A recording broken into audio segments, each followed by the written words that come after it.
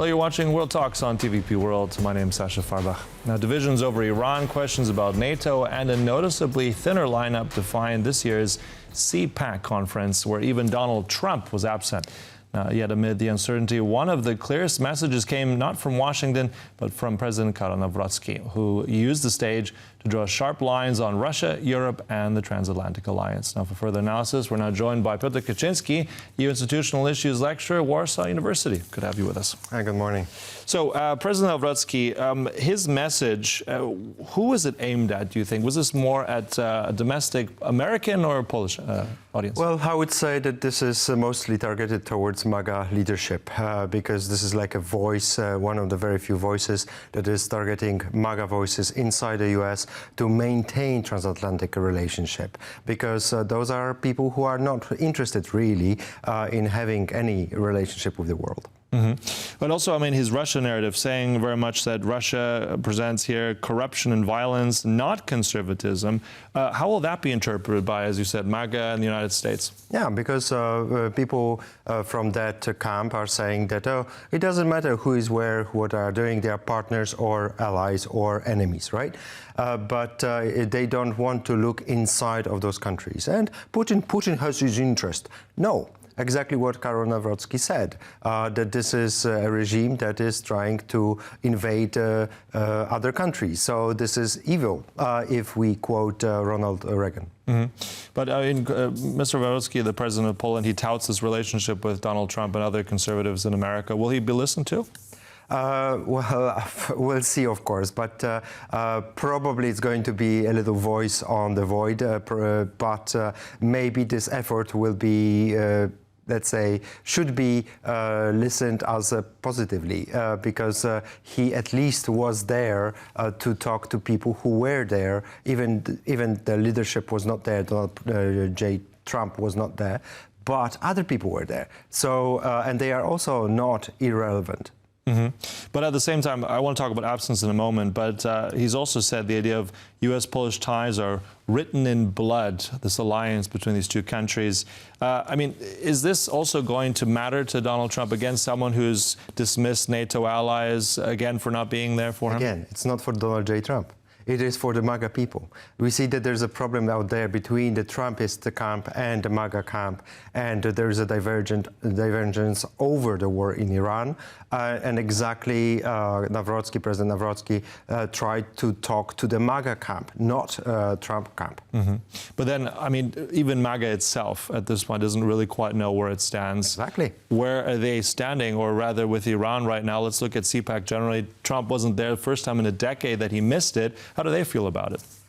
I wasn't there, so I cannot tell you exactly, but clearly there's a problem within the U.S. conservative camp. There's a big problem inside, and we'll see how that plays out in terms of elections, but in terms of administration as well, because it was pretty normally the view was that Donald Trump is super popular with his camp. And the cracks are not coming from the opposition, but the cracks are coming from within that camp. And that is something that on this side of the Atlantic we are seeing for the first time. And then also, I mean, CPAC, that was also pushed up as this major conference. Also, they have one in Hungary. But this one in the United States, you had no President Trump, you had no senior administration officials, no leaders. Last year you had Trump, you had Musk, Millet, etc. What does that signal to the future of this and the influence of that event? It may be going down, and a little like Polish debate might be a signal as well that was President Nawrocki well informed to go there in the first place? Because if it is a little bit of a middle of nowhere, then maybe he should cancel last minute rather than just go and give a speech to a crowd of people who are less relevant. But I would still commemorate for that effort to try to talk to MAGA people who are usually simply not informed about the world. So somebody coming over and telling them over a lecture, it's like a university hall, effectively. But also, I mean, if we're looking at Nawrocki's trip as a standstill, I mean, as you said, maybe he shouldn't have been at this event, but what do you think about his presence in the United States? Any sort of sway, influence from his trip? No, I don't think that there's a major sway that President Nawrocki has over U.S. administration these days.